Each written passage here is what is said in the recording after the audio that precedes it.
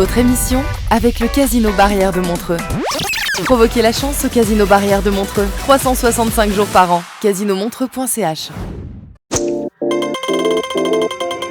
C'est quoi votre truc ?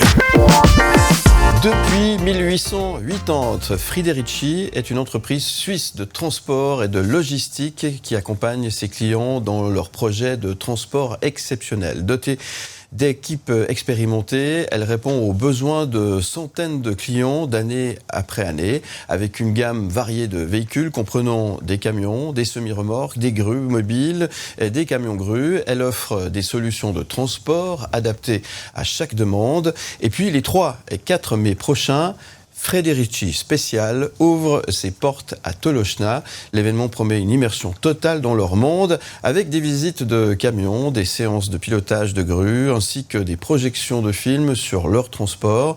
Les visiteurs auront également l'occasion de découvrir les ateliers d'entretien, d'en apprendre un petit peu plus davantage sur le métier associé justement de découvrir de nouvelles solutions techniques. Une journée riche en découvertes où l'équipe de Friderici Special partagera son expertise et sa passion pour ce secteur. Bonjour Frédéric Schneider. Bonjour Philippe. Vous êtes directeur général de Friderici Special. Non, Friderici Service. Service, c'est pas la même chose ? C'est pas la même chose. C'est quoi la différence ? Friderici Special, c'est le transporteur. Le transporteur qui aujourd'hui donc a 144 ans et on est à la 5e génération. C'est une entreprise familiale qui est dirigée donc par la famille Friderici. Ouais. Et Friderici Service, c'est le garagiste. C'est les activités garage du groupe. D'accord. Et aujourd'hui, je viens justement personnellement parler des portes ouvertes du 3 et 4 mai parce que lorsque nos visiteurs vont venir découvrir nos métiers à Tolocna pour ces 2 jours qui seront 2 jours particuliers car on n'a pas fait ces portes ouvertes depuis 2013. C'est vraiment un grand projet et une belle manifestation.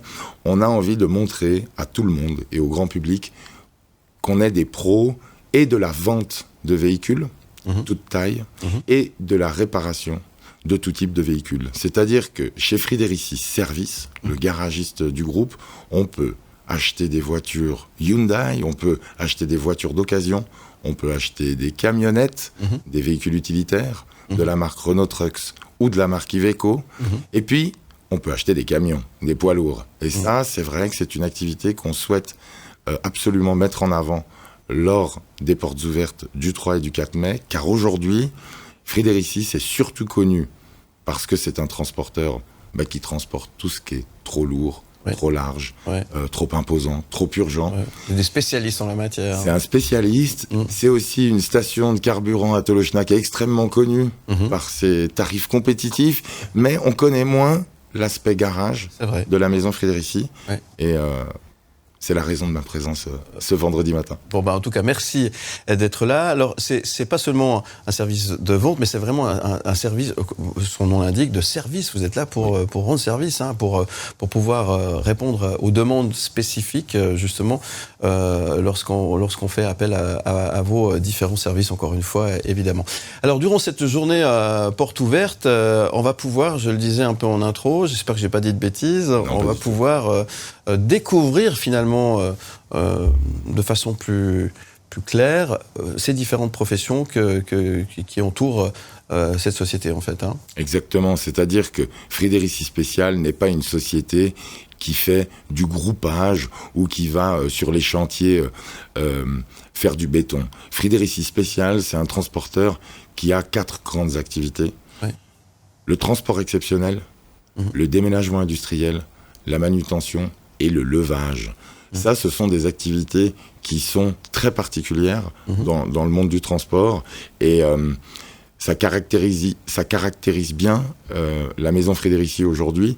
Et les visiteurs qui vont venir le 3 et 4 mai pourront faire un tour en camion, pourront monter dans une nacelle d'une grue mobile utilisée aujourd'hui par les équipes de Friderici Special lorsqu'ils font du levage sur les chantiers.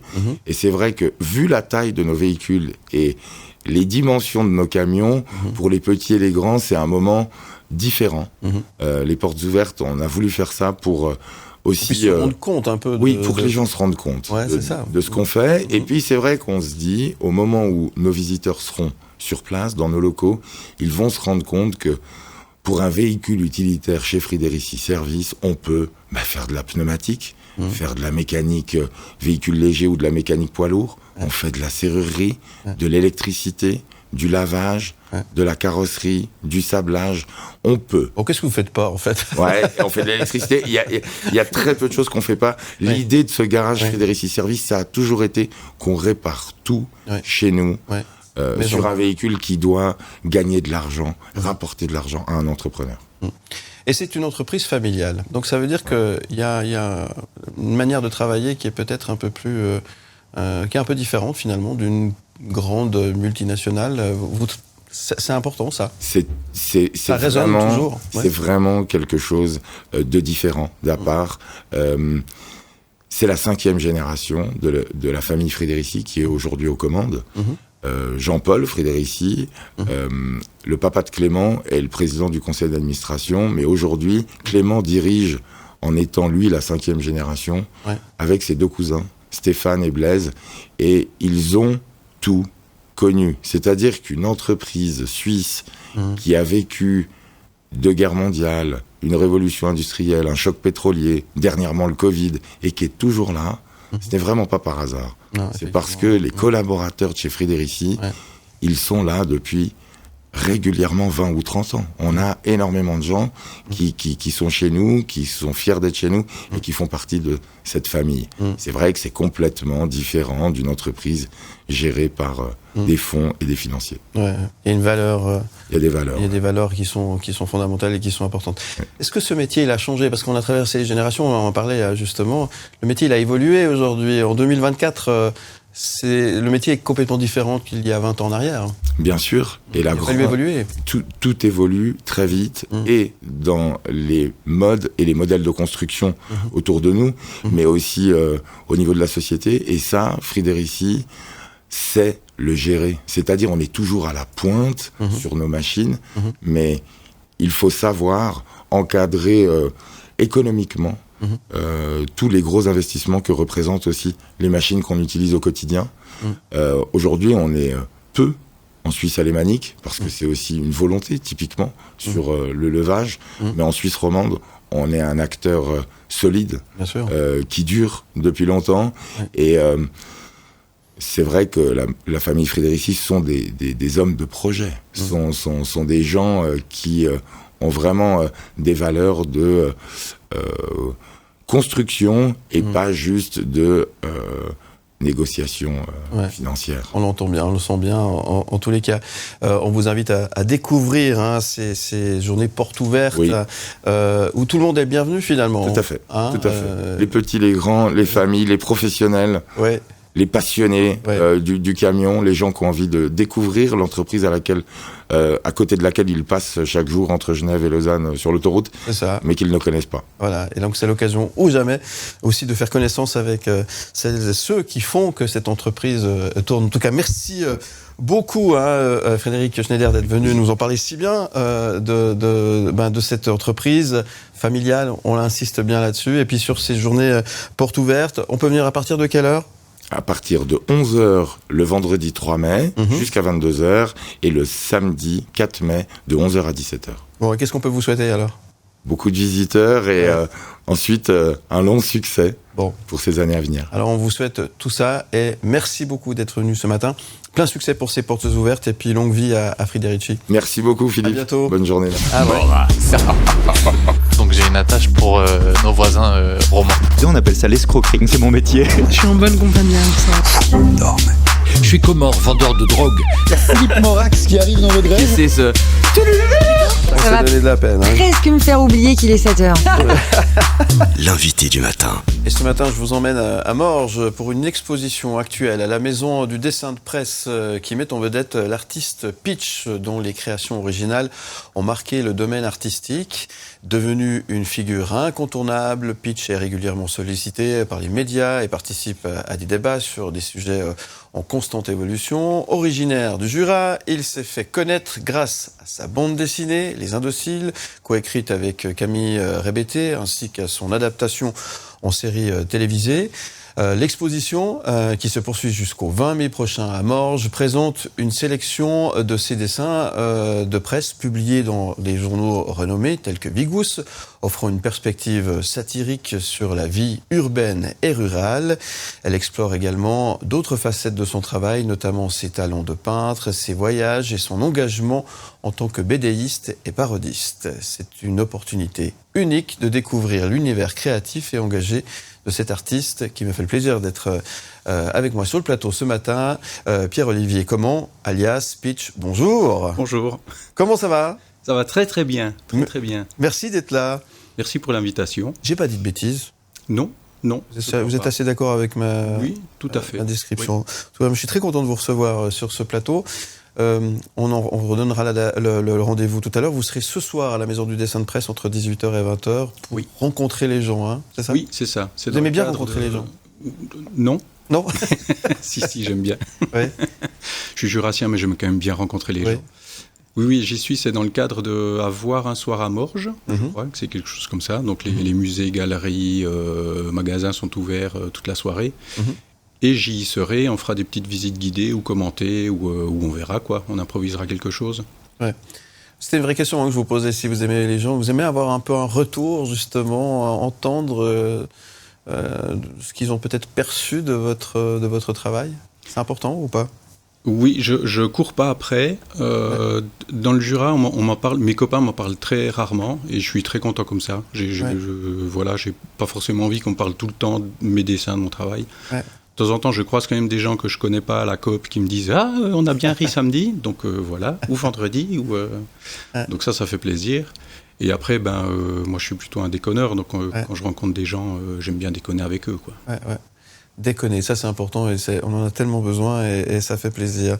Alors votre source d'inspiration, c'est la déconne, mais pas que. Qu'est-ce qui inspire aujourd'hui dans la vie de tous les jours, Pitch ? En tant que dessinateur de presse, c'est l'actualité, quoi. Donc il faut traiter des sujets d'actualité. En ce moment, c'est pas très gai et ça devient de moins en moins gai. Donc on essaie de... Moi je pense que je fais ça pour essayer de supporter ce monde dans lequel on vit. Ouais. Ça aide à avoir un peu de recul ou en tout cas d'essayer d'en prendre quoi, par rapport aux événements qui se passent. Et après il y a aussi des sujets plus légers où il faut tenter de varier. Moi j'aime bien varier dans mes dessins aussi, pas forcément être toujours drôle ou toujours un peu trop triste, on va dire, mais de varier les plaisirs, quoi. Ouais. Vous êtes un peu inquiet de ce qui se passe au niveau de l'actualité ? Ça vous inquiète ? C'est anxiogène, hein, c'est ça ? Oui, je trouve que c'est de plus en plus anxiogène, c'est de plus en plus déprimant. De suivre l'actualité tous les jours, vous savez ce que c'est aussi, mais c'est parfois pesant. De faire des dessins, ça allège un peu la chose, mais... Oui, je crois que c'est Mix et Remix qui disait qu'il était un pessimiste joyeux. Je trouve que c'est une belle formule, quoi. C'est un peu ça. On peut observer vos dessins de presse, mais on peut aussi observer vos dessins, le monde de la BD hein, que vous connaissez très très bien. Finalement, la frontière entre ces deux exercices, c'est vraiment différent. Ces deux manières de travailler qui sont distinctes, où il y a des similitudes, où vous vous retrouvez aussi bien dans un que dans l'autre.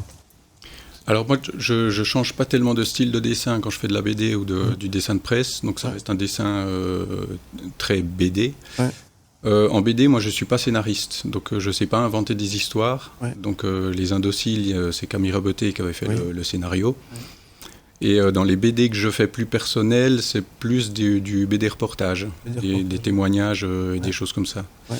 Mais le boulot est très différent parce que la BD, il faut se lever tôt et avoir quelques mois devant soi. Le dessin de presse, il faut que ce soit rapide et efficace, quoi. Ouais. Donc moi, je suis plus à l'aise dans le dessin de presse, de travailler assez vite. Je fignole pas forcément toujours très bien mes dessins. Et en dessin de presse, ça pose pas de soucis. Ouais. Alors pour moi, pardon. À cette maison du dessin de presse, cette exposition sur Pitch, justement, qu'est-ce qu'on peut y voir ? Alors un petit peu les deux finalement, hein, c'est ça ? Oui, et il y a même encore... J'ai eu une première vie d'artiste peintre. Oui. Donc là, j'ai ressorti mes vieilles croûtes de quand j'étais jeune. Ouais.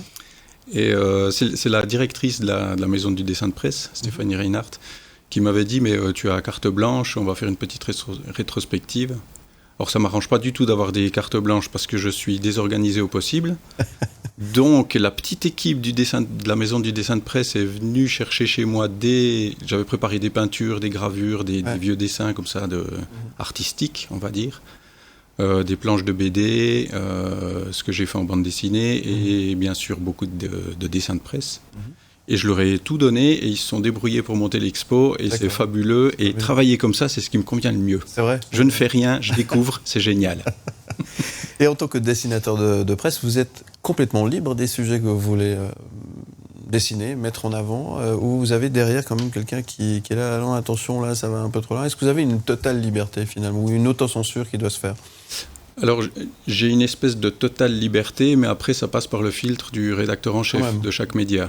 Donc là, ça passe ou pas, ou ils choisissent un dessin plutôt qu'un autre. J'ai l'habitude je suis un peu anxieux comme gars, donc je fais toujours beaucoup de croquis. Je ne leur présente pas un dessin. Je présente 5, 6, 7 croquis, et ils font un choix parmi ceux-là. Et généralement, ça va, quoi. Mais...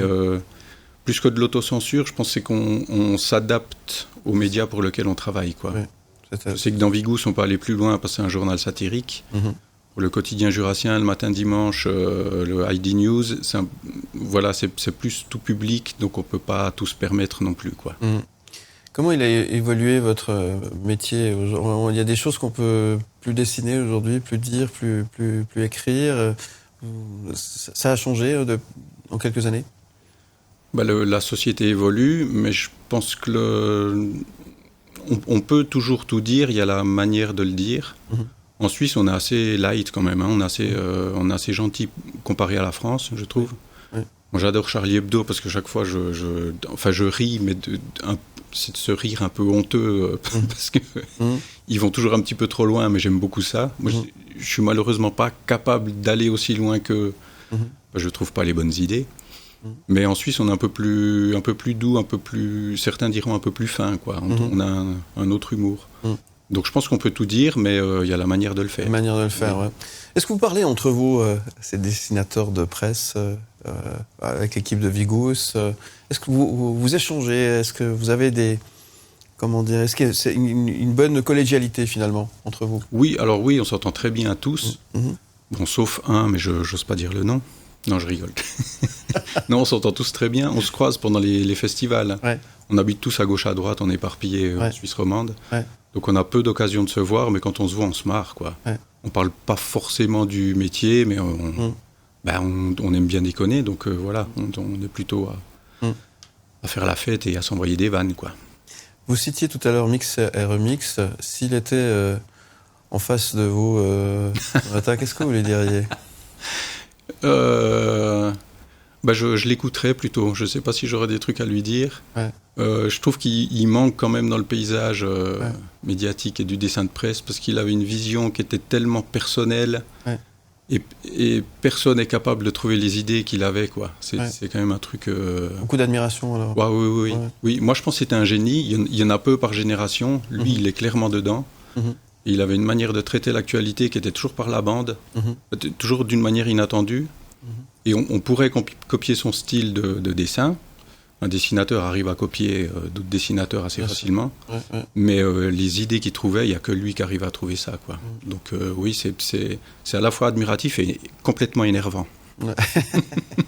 Et à Raymond Burki, qu'est-ce que vous lui diriez s'il était là ? Je l'avais rencontré un soir, on avait fait une grande exposition collective, on était plein de dessinateurs à Fribourg. Et lui, c'est très drôle parce qu'il n'avait pas de mots dans ses dessins. Et moi, j'ai tendance à être trop verbeux, quoi. J'ai tendance à un peu trop mettre de texte. Donc là aussi, c'est une espèce d'admiration de pouvoir exprimer tout ce qu'il avait à dire, mais sans aucun mot. Je trouve ça assez génial, quoi. Patrick Chapat, qu'est-ce que vous lui diriez ? Le patoche. Je dis, reviens dans le Jura, qu'on aille boire un verre. Peut-être qu'il vous répondra, on l'espère, en tous les cas. Nous, on l'invite, il y en a d'autres qui répondent à notre invitation. À Barrigue, qu'est-ce que vous avez envie de lui dire ? À Barrigue, c'est mon titi. Barrigue, faut qu'on aille boire un coup, un de ces quatre.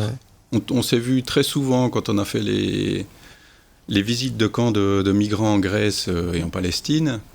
On a fait quelques homes aussi en France et en Suisse. Vous dites home par ici? Ou MS ou Home, ouais, okay. MS, ça va les deux, ça marche les deux. Ouais. Et je le remercierai jamais assez d'avoir eu la folie de créer Vigus, parce que ça a donné du boulot à pas mal de dessinateurs et dessinatrices qui, en dessin de presse, l'horizon est quand même assez limité. Donc je crois que je le remercierai jamais assez d'avoir fait ça. Ouais. Et je me dis, il n'y a que lui qui pouvait faire un truc comme ça qui tienne après 10 ans, quoi. Donc merci Thierry. Merci Thierry. Et Thierry, on te passe un petit bonjour au passage, évidemment. Et qu'est-ce que vous diriez à Pitch ou à Pierre-Olivier Comment ce matin? T'as vraiment une tête du matin, mais l'après-midi je suis pareil, donc ça va. Je lui dirais de continuer. Vas-y, continue, amuse-toi, essaie de t'amuser et te prends pas trop la tête, essaie de te décontracter un peu. Ouais. Et vas-y, continue, quoi. Tant qu'il y a du boulot, fonce. Ouais. Vous êtes plutôt du matin ou du soir? Je suis plutôt du soir, moi. Le matin, c'est... C'est exceptionnel ce matin. Voilà, là j'en peux déjà merci. plus. Ça va donner de la peine. Presque me faire oublier qu'il est 7h. L'invité du matin. Il sera ce soir à Morges, à la maison du dessin de presse, pour vous rencontrer. Il m'a dit qu'il adorait ça. C'est Pitch, mon invité ce matin, à Morges, maison du dessin de presse, ce soir, entre 18h et 20h. On parle de dessin de presse, on parle un petit peu de cette actualité qui est un peu anxiogène. On essaie de changer un petit peu les idées aux gens, parce que ça, c'est important. Il y a une sorte de responsabilité, finalement, dans votre action de tous les jours. Oui, quelque part oui, et quelque part moins. Moi j'aime bien, je rencontre peu les gens où j'ai peu de retours en direct comme ça, j'en ai plus sur les réseaux sociaux.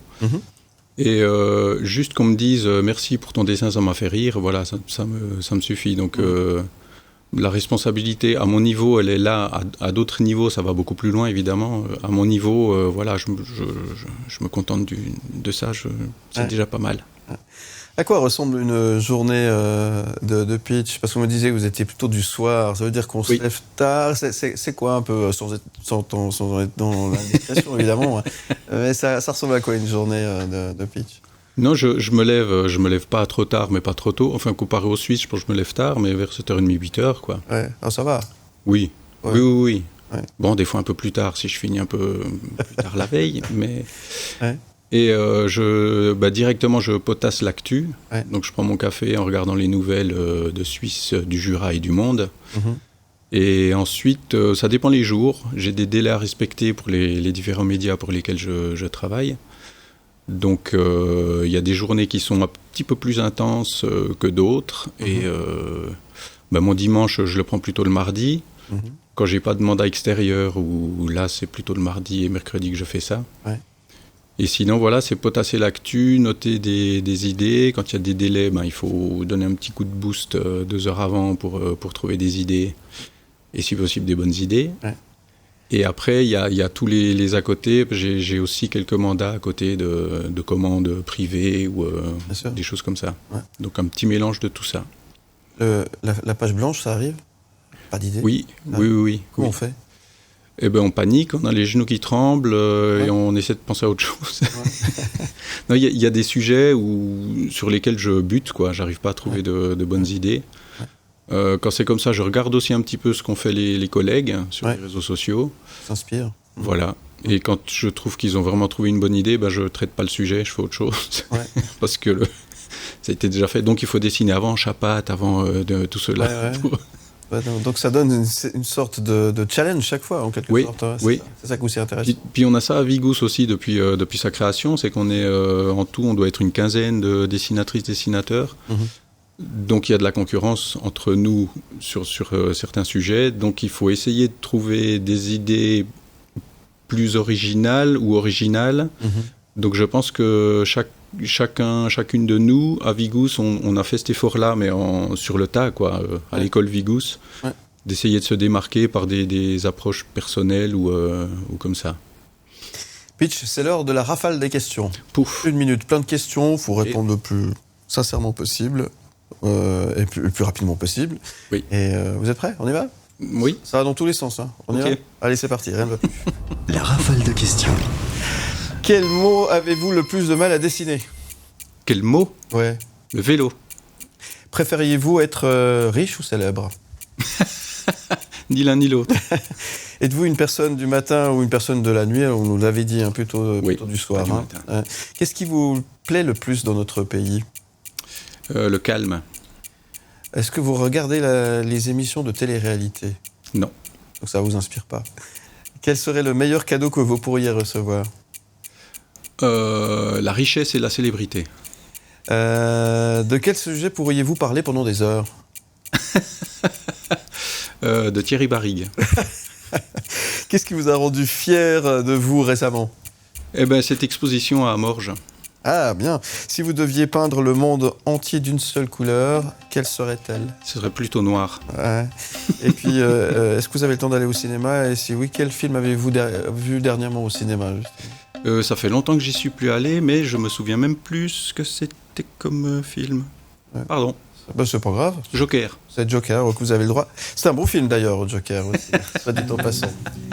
Et vous avez choisi Saint-Vincent de Tetraide comme musique, parce que la musique, elle est importante pour vous Mais pas tellement, je travaille dans le calme. Dans le calme. Donc j'écoute peu de musique, pas trop la radio, je l'écoute de temps en temps, mais généralement je suis plutôt dans le calme. D'accord. Tetraide, alors les Tetraide avec Saint-Vincent, pourquoi cette chanson ? Je les ai découverts quand j'étais jeune, à 16-17 ans, quand je faisais mes études à Neuchâtel. Ils passaient au plateau libre. Ouais. Et j'ai reçu une claque en les voyant, c'était absolument génial. Ils étaient complètement déglingués. Ils embêtaient le public avant le concert, ils faisaient partir les gens. Et quand la moitié de la salle était dehors, ils commençaient à chanter. Ouais. Et j'ai été hypnotisé par la voix, par le charisme aussi du chanteur. Okay. Et de leur côté déglingué, quoi. Ouais. Mais aimez bien ce côté un peu décalé, justement. Oui. Pour chercher quelque chose de différent, en fait. Oui, un petit peu. Tout à fait. Eh bien, c'était un vrai plaisir de vous avoir à cette table ce plaisir matin, partagé. cher Pitch. Merci beaucoup. Qu'est-ce qu'on peut souhaiter à Pitch aujourd'hui ? Eh bien, que la presse se porte mieux. Ouais. Qu'ils aient besoin de dessinateurs et dessinatrices de presse et qu'on ait encore du travail pour un petit moment, quoi. Voilà, ben on vous le souhaite en tous les cas. Merci d'être venu ce matin. Merci à vous. Je rappelle que vous êtes ce soir de 18h à 20h à la Maison du Dessin de Presse à Morges. C'est l'opportunité de vous rencontrer, de se faire peut-être signer un autographe. Vous aimez les autographes, ça ? Oui, de faire des petites dédicaces, ça c'est bien. C'est toujours rigolo, oui. Voilà. Mais je vais être crevé ce soir, avec la journée. Oui, vous allez être crevé. On va vous offrir du café tout à l'heure, il n'y a pas de souci. Merci beaucoup, Pitch, sur tous les cas. Merci à vous. Balance ton sport. On aurait pu dire balance ton vélo. Oui, aussi. Toute la semaine. Balance ton sport et on parle évidemment du Tour de Romandie qui s'est arrêté à Oron. Qui s'arrête aujourd'hui. Il s'arrête aujourd'hui à Oron, pardon. Qui va s'arrêter aujourd'hui à Oron pour un contre-la-montre. C'est très attendu aussi aujourd'hui. Et vous avez pu rencontrer Cédric Ottet, qui est responsable de cette troisième étape de cette 77e édition du Tour de Romandie. Exactement, ce n'est pas la première fois qu'Oron accueille une étape du Tour de Romandie. Et Cédric Ottet nous explique ce que cela lui évoque. Alors, ça lui évoque beaucoup de choses parce qu'avant la première fois, en fait, Oron a accueilli historiquement une arrivée d'étape sur la commune d'Écoto, en fait, qui est une des 11 communes qui composent aujourd'hui Oron il y a près de 30 ans. Mais le Tour de Romandie, en fait, depuis de nombreuses années, il passe quasi systématiquement chaque année à travers la commune. Puis c'est pour ça qu'il a été décidé à un moment donné, en 2019, de prendre les devants, de contacter le Tour de Romandie et l'équipe de Richard Chassop pour faire une étape. Donc il était prévu de faire le contre-la-montre, le prologue en fait, d'ouverture en 2020. Covid oblige, ça a été reporté en 2021. On a toujours voulu faire d'une part l'aspect sportif, mais l'aspect aussi festif pour la population. Vu les circonstances, on a fait la partie sportive, mais on n'a pas pu faire la partie festive, raison pour laquelle on est reparti en fait cette année 2024 avec les deux. Et c'est une grande richesse pour une commune comme Oron d'accueillir le Tour de Romandie. Oui, ça permet plein de belles choses. On aura droit à un contre-la-montre. Donc non seulement les coureurs vont partir, mais ils vont également arriver à Oron aujourd'hui. Ce sera donc déjà un grand moment de fête sportive. Et pour la commune, qu'est-ce que cela permet ? Réponse de Cédric Ottet. Ça apporte beaucoup de choses. Alors, on est une ville de 6000 habitants qui organise très régulièrement un grand nombre de manifestations. On aime bien ça, le public aime bien ça, on a beaucoup de gens qui contribuent, qui participent en tant que bénévoles. Pour la commune, comme Richard le dit souvent, c'est C'est une centaine de chaînes au monde, c'est des millions de téléspectateurs. Ça va mettre en avant, via les hélicoptères, via les chaînes TV, la région d'Oran au sens large du terme, avec ses monuments, entre autres, comme le château. Donc, difficile d'avoir une visibilité plus grande, on va dire, que le Tour de Romandie, quoi. Bon, parlons un petit peu du programme, justement. On sait un petit peu ce qui va se passer sur place durant cette riche journée. Oui, les équipes du Tour de Romandie sont déjà sur place pour mettre sur pied toute cette grande journée. Des milliers de spectateurs seront présents pour voir les coureurs, mais pas que, puisque le programme va au-delà du vélo. Je vous propose de découvrir ce programme avec Cédric Côté. Le matin de bonne heure à 5h, il n'y aura strictement rien du tout. Et puis à partir de 6h, on va commencer les préparatifs, ça veut dire la pause de la partie sécuritaire, donc c'est la pose des barrières sur différents endroits du parcours. Et ça va durer 2 heures, les routes seront bloquées extrêmement vite, donc tout est déjà indiqué pour informer les gens qui vont traverser Oran du blocage de route ce jour-là. Et puis à partir de 10h, les coureurs vont commencer à repérer le parcours. À 11h, le village du Tour de Romandie va se construire.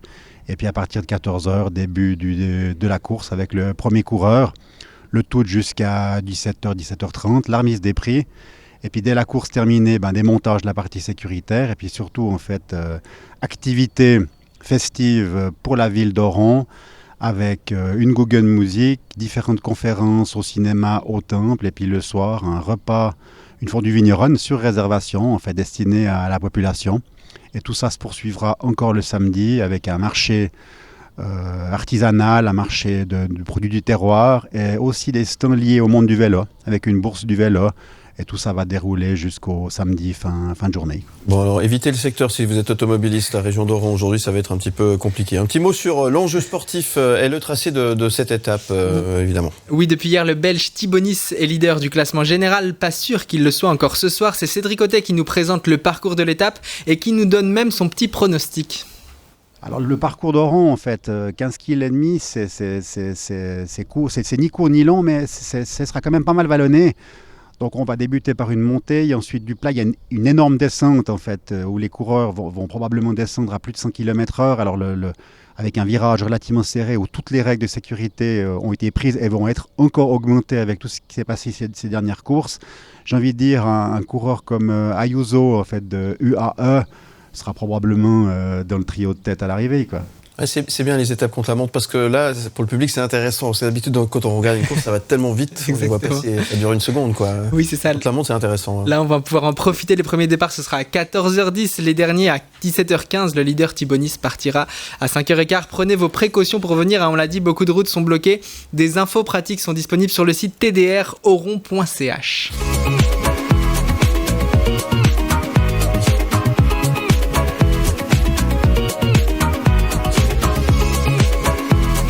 Média.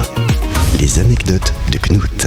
Les anecdotes de Knut, c'est tous les vendredis, bien sûr, autour de la table de Knut, avec Knut Schwander en personne. Bonjour Knut. Bien bonjour. Comment allez-vous ? Je vais très très bien. Merci d'être là ce matin pour parler gastronomie, mais pas qu'on va parler vin tout à l'heure avec le directeur de Swiss Wine Promotion, Nicolas Josse. Exactement, et tout à fait que je me réjouis beaucoup d'accueillir sur ce plateau. C'est un personnage passionnant qui connaît le monde du vin, qui est impliqué dans le monde du vin et qui va nous raconter plein de belles choses. Oui. Je l'ai même vu arriver avec une bouteille. Oui, mais c'est un peu tôt pour l'apéro quand même. C'est pas grave. C'est pas grave. Et c'est toujours l'heure de l'apéro. C'est toujours l'heure de l'apéro. Très bien. On va en parler avec Nicolas Josse dans quelques instants. Avant cela, les anecdotes de Knut qui nous emmènent à Dijon, mais c'est pas pour parler de moutarde. Non, enfin, on peut parler de moutarde, parce que disons, mais en fait, qu'est-ce que vous imaginez quand vous allez à Dijon ? C'est pourquoi, justement, il y a la moutarde, autrement, il y a quoi ? Il y a la liqueur de cassis, encore, exactement, qu'en général, on connaît. Et après, il y a encore les nonnettes. Les nonnettes, ce sont des petites, c'est une sorte de pain d'épices fourré à la confiture. Très léger, très léger, mais enfin toujours très bon. Oui. Donc voilà, ça c'est parce que je suis allé à Dijon le week-end passé, oui. Et c'est pour ça que ça m'a un peu rafraîchi la mémoire. Mais j'ai mieux à vous proposer que les nonnettes, la moutarde et la liqueur de cassis. Tant mieux. Oui, vous n'aimez pas. Non, j'ai deux bons plans en fait à vous soumettre. Le premier, c'est à Dijon a été inaugurée il y a 2 ans maintenant la Cité internationale de la gastronomie et des vins. Alors moi j'avais vu passer un communiqué de presse que j'ai immédiatement poubellisé. Et c'est en arrivant sur place que je me suis aperçu qu'en fait, c'est très concret, c'est là, et ça se visite. Donc, moi, ça me parle, hein, évidemment, vous l'imaginez bien, vous peut-être aussi. la gastronomie et les vins. Bien sûr. Donc, alors, exactement. Et ce qui est assez amusant, c'est que tout ça est dans un ancien hôpital. Mais alors, enfin bon, il n'y a pas besoin d'être malade. Pas toujours là où on mange le mieux. L'hôpital du XVIIe, XVIIIe siècle a été complètement rénové. C'est absolument magnifique. Et puis, on lui a adjoint une aile très moderne. Et entre les deux, il y a tout un espace qui est dédié aux gourmands. Donc, je m'adresse à tous les gourmands qui nous écoutent ou qui nous voient, parce qu'il y a là un boulanger dont les pains font rêver. Il y a une librairie gourmande qui incite à aller à Dijon, non pas en TGV, mais avec une camionnette pour être sûr de pouvoir rapporter quelques kilos de livres, parce que c'est juste fantastique. Il y a des espaces de dégustation de vin, où on peut charger une carte et ensuite déguster des vins de la région, mais aussi d'ailleurs, et même des très grands crus. Donc ça, j'ai trouvé que c'était assez passionnant, parce qu'on peut vraiment s'offrir un verre. Alors bon, il coûte 25 francs le verre, mais c'est des grands crus qui ont 5, 6, 7, 8, 10 ans d'âge. C'est assez remarquable. Il y a un fromager, il y a des restaurants, etc. Mais revenons au musée proprement dit. Je me suis dit, bon, très bien, ça va être un petit peu ennuyeux. On va nous aligner 2-3 vieilles assiettes et puis nous raconter l'histoire de la mère Brasier. Eh bien non, c'est vraiment passionnant. C'est juste génial. Alors il y a 2 expositions, je n'en ai vu qu'une. Elle est dédiée au repas des Français, comme il est protégé maintenant par l'UNESCO, ça vous le savez sans doute. Et on se balade dans un très bel espace, avec non seulement des menus de vieux paquebots, effectivement des assiettes, mais aussi des extraits de films. Il y a une sorte de théâtre de Guignol qui nous raconte l'histoire de la gastronomie, pour les adultes comme pour les enfants. C'est vraiment tout à fait passionnant. Donc c'est ce qui m'a en plus évidemment le plus touché en ce qui me concerne, c'est qu'il y a tout un espace dédié aux critiques gastronomiques. Donc je me suis dit, tiens, je me suis senti vaguement concerné par cet épisode. Donc mais enfin, c'est vraiment intéressant, inépuisable et tout. Et il y a une deuxième chose que je voulais vous dire à Dijon, c'est qu'il y a un magnifique bar à vin, dont malheureusement juste maintenant j'oublie le nom, mais je le mettrai peut-être, je vous le communiquerai pour le mettre sur le site, parce que c'est un bar à vin tout à fait particulier. C'est une cave. Alors c'est un peu dangereux parce qu'il y a environ 15 mètres d'escalier tout droit qui date du XIVe siècle, et on arrive dans une cave voûtée où un collectionneur passionné vous fait des dégustations de 5 ou 8 vins, mais tous des vieux crus. Donc, qui ont... Alors, j'ai par exemple eu un Saint-Émilion de 1969 en dégustation, alors qu'il était vraiment très très bien. C'est juste passionnant de pouvoir déguster ces crus totalement inattendus. Donc voilà, ça c'est si vous partez en week-end à Dijon, partez en week-end à Dijon, d'ailleurs c'est même un conseil. Oui, y aller en train, c'est pas loin, exactement, tout à fait. Et puis vous découvrirez plein de belles choses.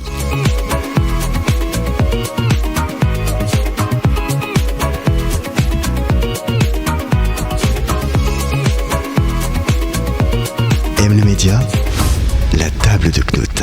La table de Knut, votre rendez-vous avec la gastronomie chaque vendredi sur M le Média. Nous recevons ce matin le directeur de Swiss Wine Promotion. Il est un professionnel du vin dont la passion et l'expertise découlent d'une lignée familiale de vignerons dans la région du Chablais. Formé à l'école hôtelière de Genève, il s'est distingué comme ambassadeur de cette institution. Son parcours professionnel l'a conduit à divers postes dans l'hôtellerie et à la gastronomie, notamment au Grand Hôtel du Parc Hackstad, puis au Lausanne Palace.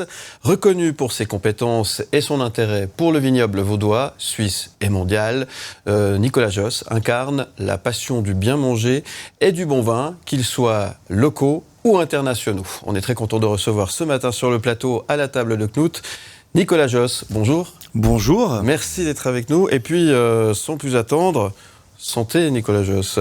Santé à vous. Voilà, merci. On est un peu loin. On est un peu loin, mais santé, bon, Knut, santé Nicolas. Bienvenue, merci d'être avec nous. À la table de Knut, la gastronomie et le vin, ça va de pair. Ça va de pair, ça commence bien, je trouve, ce matin. Pour certains, il est tôt. Moi, je pense qu'un bon vin, ça se déguste à toute heure. Oui, puis il y a une règle, justement, par rapport à la dégustation. Parce que tout à l'heure, on en parlait hors antenne. Il faut apprendre que... quelque part dans le monde, il est toujours 11h30, donc il n'y a pas d'heure pour partager une bouteille entre amis. C'est ça, c'est parfait. Oui, exactement, c'est ça. Petit décalage horaire, tout va bien, exactement. Voilà. Qu'est-ce que vous nous avez apporté ce matin ? Un petit peu un coup de cœur. Je suis un grand passionné du cépage Chasselas et surtout du vieillissement du Chasselas. J'ai trouvé que comme objet identitaire qui me correspond, c'était de vous apporter un vieux millésime de Chasselas issu de la région de la Côte vaudoise. Nous sommes dans le pays de Vaud ici, avec le château Vinzel et un millésime unique, le 2003, le fameux millésime solaire que pour beaucoup de gens on disait il ne vieillira peut-être pas bien. Et au final, on se rend compte, vous voyez, quelques années après, que c'est exceptionnel.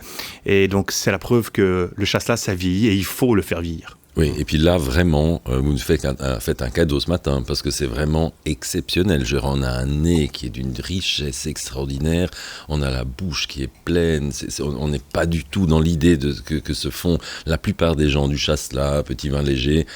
Absolument pas, c'est gourmand, c'est plein, c'est opulent. Ça démontre vraiment que la complexité d'un vin vient avec le temps et les grands terroirs s'expriment encore plus avec le temps. Donc le message il est clair, on a des notes là vraiment un peu de caramel qui viennent, il y a une amplitude vraiment sur des fruits bien mûrs et surtout ce qu'on peut dire aujourd'hui, il n'y a aucune oxydation. Donc on se rend compte que ce vin a un potentiel encore plus long de vieillissement. C'est-à-dire, vous imaginez qu'on pourra le garder combien de temps encore ? Alors j'ai eu la chance de déguster une verticale complète du château il y a quelques années et on était descendu jusqu'aux années 70 et je sais qu'ils ont encore des réserves plus loin. D'accord. Donc vraiment on peut dire une quarantaine d'années sans problème. Tout dépend des grands terroirs et de la vinification naturellement. En tout cas, vous êtes un passionné du vin et c'est donc pas un hasard si vous êtes devenu directeur de Swiss Wine Promotion. Pour ceux qui ne le savent pas, qu'est-ce que c'est Swiss Wine Promotion ? Swiss Wine Promotion est une société qui a été créée en 2017 et qui est propriété de l'ensemble des interprofessions viticoles suisses. Et le but, c'était de créer un outil de promotion centralisé pour les vins suisses, en Suisse et à l'étranger. Et le mécanisme est fait que nous ne sommes pas par région viticole majoritaire ou minoritaire. On travaille pour tout le monde et uniquement dans la visibilité et la communication. Nous ne commerçons aucune bouteille de vin. Ça, c'est la responsabilité du vigneron, du vignoble. Vous ne vendez rien. On ne vend rien. Vous vendez l'idée, le concept, l'image. Exactement. Et donner envie aux gens de partir à la découverte des produits suisses. Donc vous avez un rôle de diplomate en quelque sorte. On peut dire, oui, ambassadeur de la Suisse pour le vin. Exactement. Et alors quelle est la journée type de l'ambassadeur des vins suisses ? Elle commence très tôt, parce que je suis quelqu'un qui aime me lever très tôt. Avec déjà, un verre de vin, comme aujourd'hui ? Non, pas toujours. Non. C'est toujours 11h30 lors d'apéro. Avec nos projets internationaux, on rigole beaucoup. Souvent, on va à nos visioconférences qui sont très tôt ou très tard. Donc des fois, on rigole aussi dans ce contexte que nous, on est peut-être déjà à l'heure de l'apéritif et eux sont vraiment au petit déjeuner, donc c'est un peu difficile. Très tôt, avec surtout une grande équipe. Nos bureaux sont basés à Berne. Et vous êtes combien ? On est 10 collaborateurs et la subtilité de Swiss Wine fait que elle est presque à l'unanimité féminine. Je suis le seul représentant masculin de toute mon équipe. D'accord, donc c'est très moderne. C'est complètement moderne, c'est adapté avec une génération qui est assez jeune, qui est entre 28 et 35 ans. Dans mes collaboratrices, c'est aussi montrer cette dynamique autour de la viticulture suisse et pas simplement, on va dire, avec le respect, l'âge mûr, mais on parle aux gens de demain et d'aujourd'hui. Et donc d'avoir une clientèle qui répond aussi au cap de mon équipe, c'est quelque chose qui était important, et aussi multiculturel. J'ai des collaboratrices qui vivent à Zurich, à Neuchâtel, à Fribourg, dans le canton de Vaud, qui ont des origines ou argoviennes, ou tessinoises, ou italiennes. Donc, et alors elles font quoi ? Elles sont vigneronnes au départ ? Qu'est-ce qu'elles... Non, c'est aussi ça une des volontés chez nous, c'est que je n'ai pas besoin d'avoir une vigneronne, une œnologue au sein de l'équipe. J'ai une multitude, un réservoir à travers la Suisse d'œnologues et de vigneronnes et de vignerons, mais j'ai besoin qu'ils viennent de l'hôtellerie, de la restauration, du tourisme aussi, de la communication, qui nous permet vraiment aussi de mettre des forces pour la viticulture sans que ça vienne du secteur. Et c'est là la force qui est vraiment chez nous aujourd'hui. On a recréé une équipe en 2019, à mon arrivée à la direction. Et aujourd'hui, on est 10 collaborateurs. On a nos budgets qui ont évolué, qui ont grandi. Ce qui est dans le bon sens. Oui, bien sûr. Bien sûr. Et surtout, on a réussi maintenant à poser une marque, vraiment une identité autour du vin suisse, casser les frontières intercantonales ou régionales ou linguistiques, parce qu'il y a souvent aussi une réalité de la viticulture suisse. Et c'est presque une exception en Suisse. L'économie suisse est surtout germanique. Et dans le monde viticole, elle est principalement latine.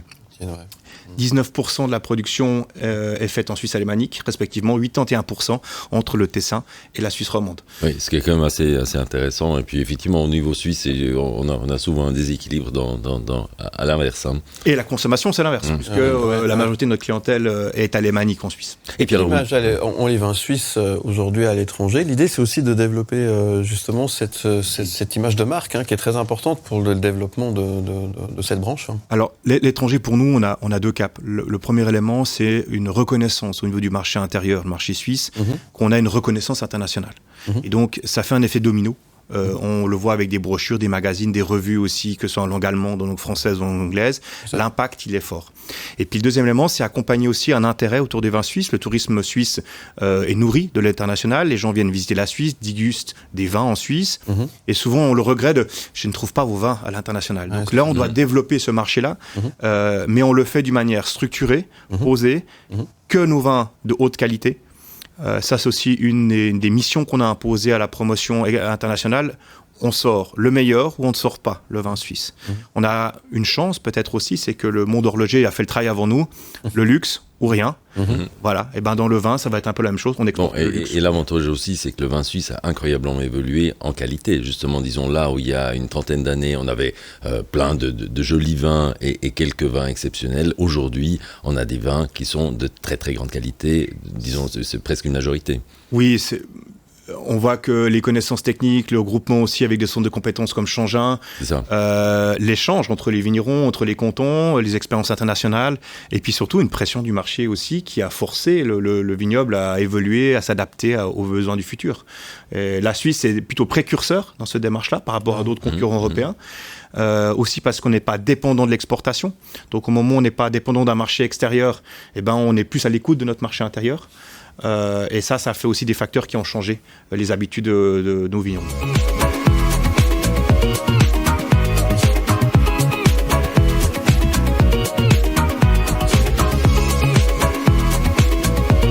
M le média, la table de Knut. La table de Knut avec notre invité ce matin, directeur de Swiss Wine Promotion. C'est Nicolas Josse qui est avec nous. Santé encore une fois. On n'arrête pas de faire santé ce matin. Non, c'est ça. C'est un vrai plaisir de déguster ce très très bon vin que vous nous avez apporté, Nicolas Josse. Merci d'être avec nous.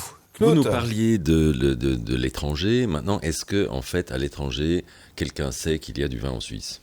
De plus en plus, et on a des marchés qui sont très bien développés et qui continuent à un potentiel de développement. C'est lesquels les marchés les plus Alors performants en fait. Les plus performants en volume aujourd'hui, principalement, c'est l'Europe avec l'Allemagne, la France et la Belgique qui sont en développement. On constate un léger tassement sur l'Allemagne aujourd'hui, principalement aussi par des habitudes différentes de consommation du vin en Allemagne. Pendant très longtemps, on a vendu des volumes de vin de fondant et de chasselas classiques. Aujourd'hui, le consommateur a changé en Allemagne et les volumes diminuent. Mais on se récupère énormément sur le marché français, ce qui est assez surprenant. Oui, effectivement. Paris est un lieu où on a de plus en plus de demandes avec des spécialités totalement suisses. Vraiment, les gens sont à la recherche des choses uniques. On pense au chasselas, à la petite Arvine, au Cornalin du côté du Valais, mais également les Reuchling, des Complétaires du côté de Suisse alémanique et les Pinots Noirs. Et pourtant, on se dit le Pinot Noir terre de Bourgogne, mais on vient avec des Pinots Noirs d'un très haut niveau qualitatif et surtout avec un rapport qualité-prix exceptionnel en comparaison de nos homologues bourguignons. Oui, alors justement, je reviens de Bourgogne le week-end passé et c'est vrai que c'est quand même, disons, au niveau des prix, ça va vite, hein. On est vite très haut. Grand terroir alémanique ou neuchâtelois, pour moi, c'est dans les endroits où les plus beaux, le Pinot Noir, sont généralement entre 2 à 4 fois moins chers que les grands terroirs de Bourgogne. Donc à un moment, on a aussi un potentiel. Et la sommellerie internationale est très friand de ce type de projet. C'est vrai que de plus en plus dans des restaurants, des grands restaurants à l'étranger, on trouve, alors bien sûr c'est en général pas la majorité de la carte, mais enfin disons on trouve des références suisses. Je trouve toujours ça assez sympathique, disons. Pour nous, ça nous fait toujours plaisir de voir quand on ouvre une carte des vins qu'il y a une petite note un tout petit peu exotique, on peut les appeler comme ça. On a un petit peu les produits exotiques en international, ce qui est un peu le contraste avec la Suisse. Et ça plaît beaucoup. Hors de l'Europe, les États-Unis pour nous est un marché qui se développe énormément. Principalement sur la côte Est, mais également des essais qui se font en côte Ouest. De nouveau, on est en Californie, on me dirait mais pourquoi ? On vient avec des produits atypiques. Donc c'est le côté insolite en fait. Complètement. Et puis alors, vous passez votre temps à sillonner la planète. Alors, je ne fais pas que ça, non. Alors, j'ai la chance, déjà, j'ai une équipe. Déjà, Et aussi, on s'appuie beaucoup sur des équipes locales. On mandate aussi beaucoup de partenaires locaux. On travaille beaucoup avec les importateurs. C'est pour ça aussi qu'on a une relation particulière. Ils connaissent leur clientèle. Oui. Et nous, on crée des événements, généralement 1 à 2 événements par année. Des fois, on est présent, des fois, on ne l'est pas. C'est pas nécessaire toujours d'envoyer quelqu'un. Des fois, les vignerons eux-mêmes sont présents sans que ce soit nous-mêmes qu'on y soit. Ce qui fait qu'on a un bon équilibre aujourd'hui, mais c'est vrai que personnellement, je passe beaucoup de temps quand même en voyage. C'est pas toujours à l'étranger, c'est aussi à travers la Suisse. Le marché suisse, c'est très important pour nous et je vis 60% de mon temps, en tout cas, sur la partie germanophone, bien sûr. Et puis, est-ce que le fait d'être reconnu à l'étranger a un effet en Suisse sur les consommateurs? Fondamental, on le constate tout de suite, on le voit avec des cotations de type Robert Parker, James Suckling ou Decanter, des concours internationaux comme le concours mondial de Bruxelles qui a une résonance aussi, qui fait parler des vins suisses et on voit que les gens parlent de ça en Suisse, donc on sent que ça a un impact et c'est pour ça qu'on soutient aussi ces démarches et ce développement autour de ces cotations ou ces concours internationaux. Et puis, vos principaux succès au cours de ces 5 ans, quels sont-ils? Est-ce qu'il y a des jalons importants qui ont été franchis? Au niveau international, on peut le dire, c'est le lancement à New York de la Swiss Wine Week qui a été créé en 2022, qui a été un petit peu... on a un peu marché sur des œufs, on ne savait pas trop où on allait. On a pris le risque et aujourd'hui, on a un impact extrêmement fort et une demande. Donc on voit que ça marche très très bien. Au niveau national, on a créé aussi... Juste cette Swiss Wine Week, c'est quoi? Alors c'est une semaine des vins suisses, mais enfin, voilà, semaine des vins suisses. Ça veut dire que pendant une semaine, on va créer des événements avec les importateurs, des restaurateurs, autour des vins suisses, avec des dégustations, des masterclass. Et on a des restaurateurs new-yorkais qui s'intéressent et qui mettent vin au verre, une petite Arvin, un païen, un Shasta, pendant une semaine.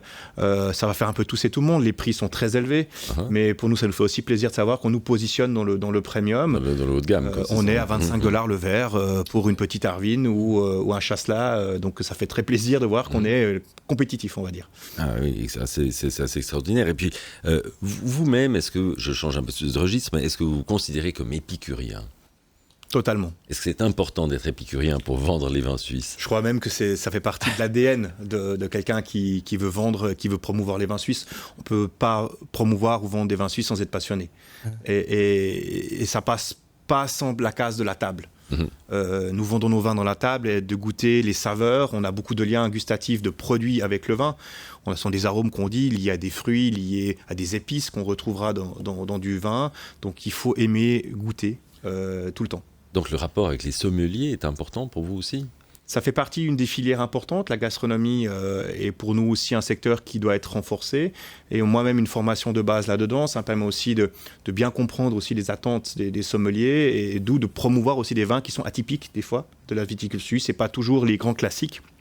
Parce que la sommellerie, elle souhaite quelque chose d'atypique, elle va défendre son métier, avant tout de sélection auprès du consommateur. Donc lui fournir toujours le même produit historique et une étiquette connue, pour un sommelier, c'est un petit peu lassant, voire même... Ça manque un peu d'originalité. Donc c'est très important. Quel est le contact que vous avez avec ces professionnels? Je pense que c'est là l'outil, la grande différence peut-être avec d'autres organisations.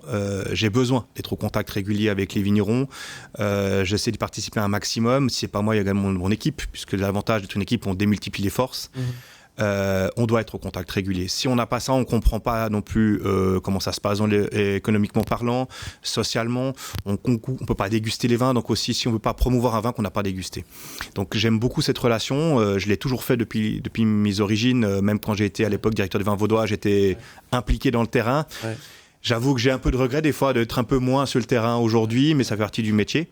Et c'est ce que j'aime. Et on voit cette situation cette semaine avec une météo catastrophique, avec des gels. Et voilà, c'est une réalité de la viticulture suisse principalement, mais pas seulement. Toute l'Europe est touchée. Et il faut être au contact de ça. Il faut bien prendre conscience et avoir beaucoup d'humilité par rapport à cette situation, parce que ça va nécessiter un travail différent de notre part. Il y a la météo. C'est très compliqué, c'est très compliqué ce qui se passe en ce moment au niveau de la... Voilà, là, on a, on va dire malheureusement, la nature reprend le pas sur tous les règles politiques, on peut dire ça comme ça, on peut inventer toutes les règles du monde. Il y a beaucoup de pertes déjà. Alors pour l'instant, on voit beaucoup de gel, donc ça veut dire qu'on aura une diminution forte, voire même totale dans certaines appellations. C'est encore trop tôt pour en parler, il faudra laisser voir arriver la vigne, mais c'est certain, lorsque les vignerons ont des coups de gel, vous pouvez voir beaucoup de vignerons qui partagent ça sur les réseaux sociaux. Je crois que c'est aussi bien que les vignerons expliquent ce qui se passe aujourd'hui. Ouais. C'est une récolte pour certains totale qui va disparaître sur le millésime 2024. Ouais.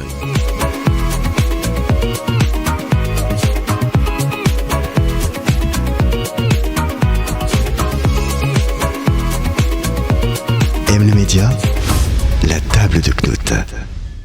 Ce matin, on parle de vin sur le Média et sur Canal+, avec le directeur de Swiss Wine Promotion, Nicolas Josse, qui nous fait le plaisir d'être avec nous à la table de Knut. Troisième et dernière partie. Knut, ça va toujours? Mais ça va de mieux en mieux. Nicolas, ça va toujours?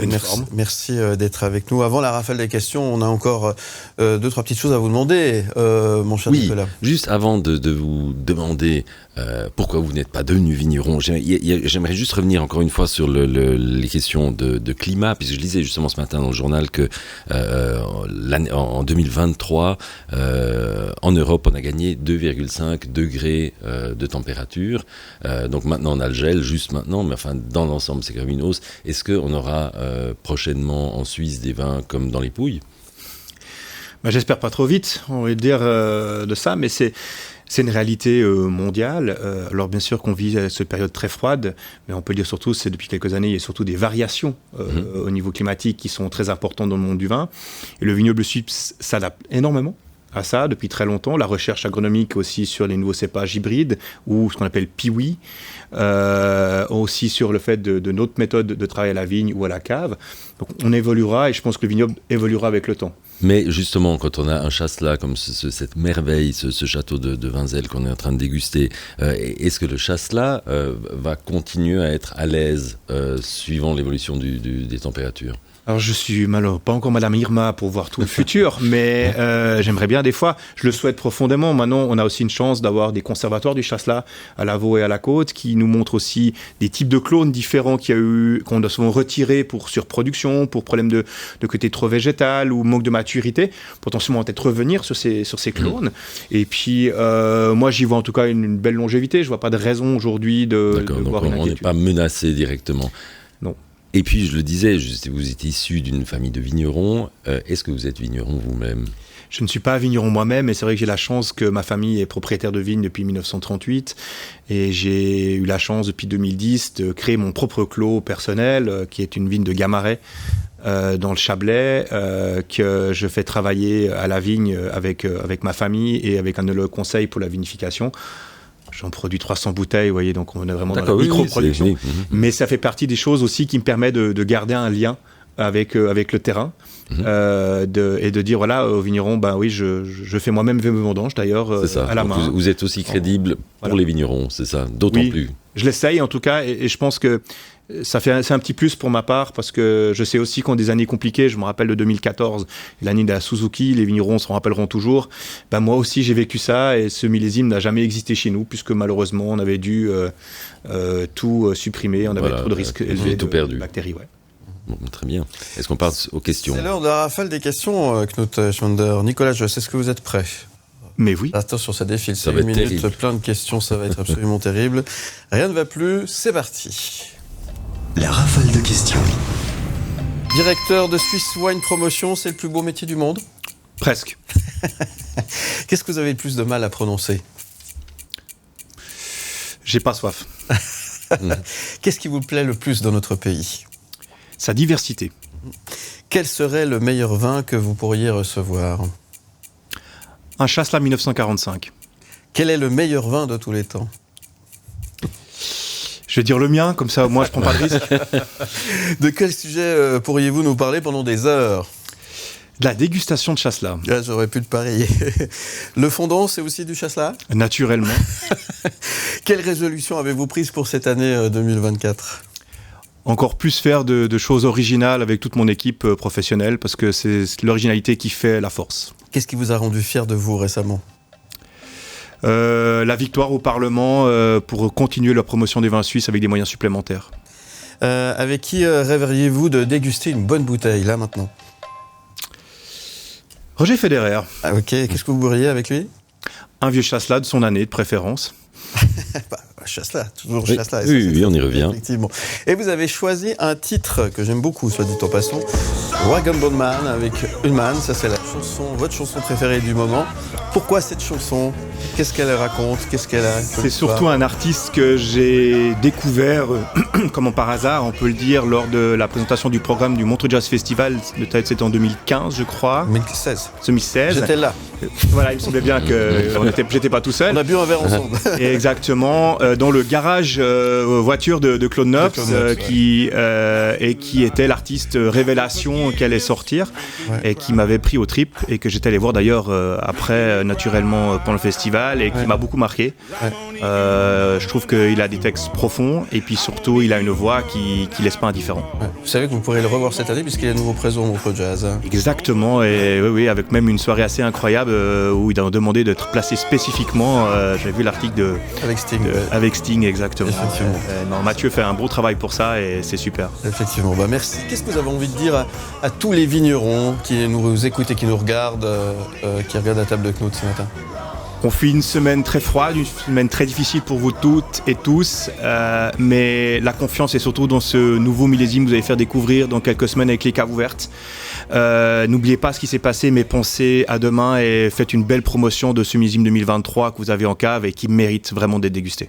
Oui. Merci Nicolas Josse. Qu'est-ce qu'on peut vous souhaiter aujourd'hui, à part un bon week-end?